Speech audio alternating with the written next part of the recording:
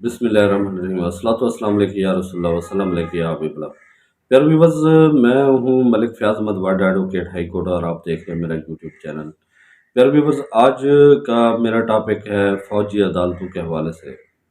وزارت دفاع نے ابتدائی طور پر 5 فوجی عدالتوں کے قیام کی تجویز دے دی ہے۔ حکومتی ذرائع کا کہنا ہے کہ وزارت دفاع نے ابتدائی طور پر 5 عدالتوں کے قیام کی تجویز دی ہے۔ حکومتی ذرائع کے مطابق 3 فوجی عدالتیں راولپنڈی اور 2 لاہور میں بنائی جائیں گی۔ آرمی ایکٹ کے دائرہ اختیار میں آنے والے کیسز کی حیثیت خصوصی ہوگی۔ وفاقی کابینہ جو ہے ملٹری کورٹس کے قیام کی منظوری وزارت دفاع کو سمری کے ذریعے دے گی، اور کورٹس کے فیصلے ہوں گے ان کے خلاف اپیلیں جو ہے وہ لاہور ہائی کورٹ میں اور سپریم کورٹ آف پاکستان میں ہو سکتی ہیں، ان کا حق ہوگا۔ اب میں تھوڑا سا آپ کو بتاتا چلوں کہ آفیشل سیکرٹ ایکٹ 1923 ہے کیا۔ یہ ملٹری کورٹس اس کے دائرہ اختیار میں آتی ہیں، اور آفیشل سیکرٹ ایکٹ 1923 مذکورہ ایکٹ ہر پاکستان پر لاگو ہوتا ہے، تاہم اس کا زیادہ تر تعلق سرکاری ملازمین پر ہوتا ہے جن کی پہنچ سرکاری معلومات اور ملکی رازوں تک ہوتی ہے۔ تمام حاضر سروس اور ریٹائرڈ ملازمین پر اس کا اطلاق ہوگا۔ واضح رہے کہ اس کا آرمی ایکٹ سے کوئی تعلق نہیں ہے۔ موجودہ حالات کے تناظر میں آرمی ایکٹ اور آفیشل سیکرٹ ایکٹ کا ذکر کیا جا رہا ہے۔ اس سلسلے میں عوام کی معلومات کے لیے مندرجہ ذیل وضاحت کی جا رہی ہے۔ Army act 1952، P N ordinance 1961، P A F act 1953۔ یہ تمام ایکٹ اور آرڈیننس مسلح افواج کے ملازمین پر لاگو ہوتے ہیں۔ ان تینوں قوانین میں صرف ایک سیکشن ایسا ہے جو سویلین پر بھی لاگو ہوتا ہے۔ سیکشن نمبر 2، اگر کوئی سویلین مسلح افواج کی املاک، اثاثوں یا ملازمین کو نقصان پہنچاتا ہے یا مسلح افواج کے ملازموں کو اپنی ڈیوٹی انجام دینے سے روکتا ہے یا ورگلاتا ہے، تو اس قانون کے تحت اس کا کورٹ مارشل کیا جا سکتا ہے۔ آفیشل سیکرٹ ایکٹ اول ذکر قوانین کی بنسبت آفیشل سیکرٹ ایکٹ سرکاری ملازمین کے ساتھ ساتھ ہر شہری پر لاگو ہوتا ہے۔ موجودہ سچویشن کے مطابق اس کے خاص نکات مندرجہ ذیل ہیں، جو میں آپ کو ابھی بتاتا ہوں۔ برائے مہربانی اپنے بچوں اور پیاروں کو اس کی آگاہی دیں تاکہ وہ انجانے میں یا لا علمی میں کسی سنگین خلاف ورزی کے مرتکب نہ ہوں۔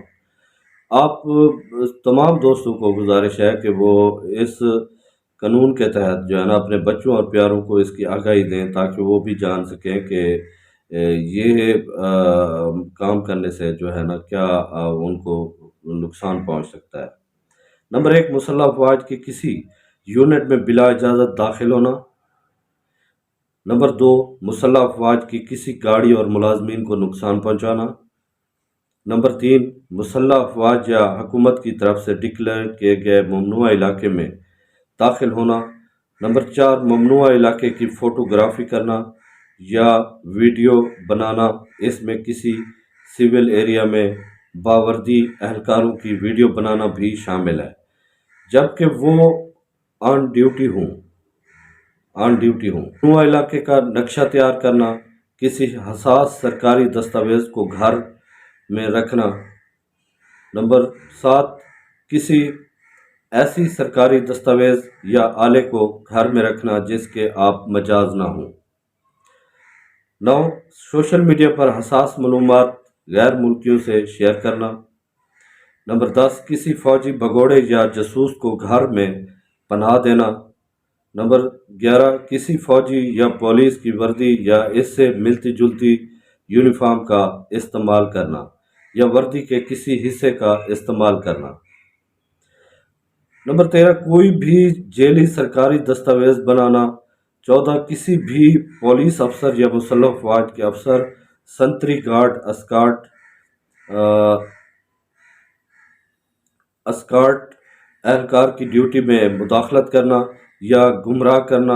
سیکشن 7(15) کسی بھی پولیس افسر یا مسلح افواج کے اہلکار کو جانتے ہوئے بھی جرم کی اطلاع نہ دینا جبکہ وہ طلب کریں۔ سیکشن 8 نمبر 16 مسلح افواج کا کوئی بھی فرد جو آن ڈیوٹی ہو وہ اپنے AOR میں کسی بھی ایسے فرد کو بغیر وارنٹ کے گرفتار کر سکتا ہے جو اس ایکٹ کی خلاف ورزی کا مرتکب ہو۔ سیکشن 12(C)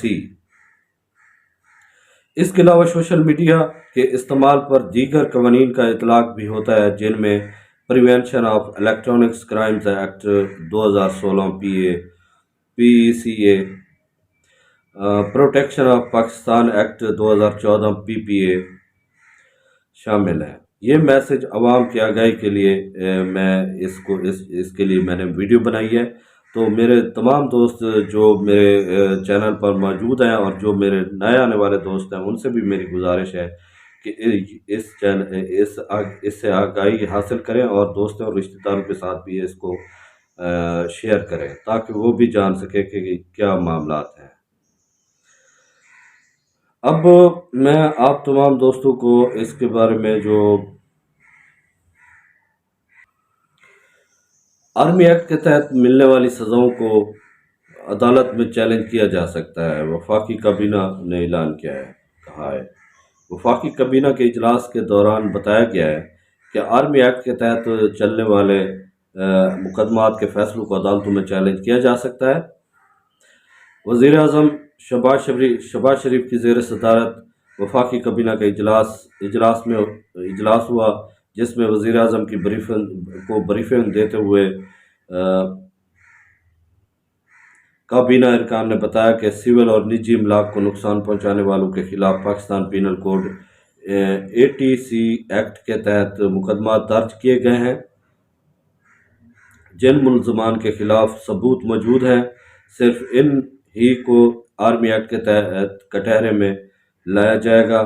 بریفنگ کے دوران بتایا گیا کہ 9 مئی کے واقعے میں ملوث 95% ملزمان کی نشاندہی کی گئی ہے جبکہ 60% افراد کو گرفتار کیا جائے گا۔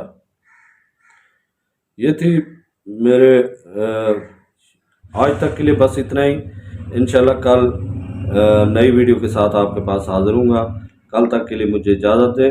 میری ویڈیو کو شروع سے لے کر آخر تک لازمی دیکھنا ہے اور دوستوں اور رشتہ داروں تک اس کو شیئر کرنا ہے تاکہ وہ بھی اس قانون کو جان سکیں اور ان کو بھی پتہ ہو کہ کیا کام کرنا ہے کیا نہیں کرنا۔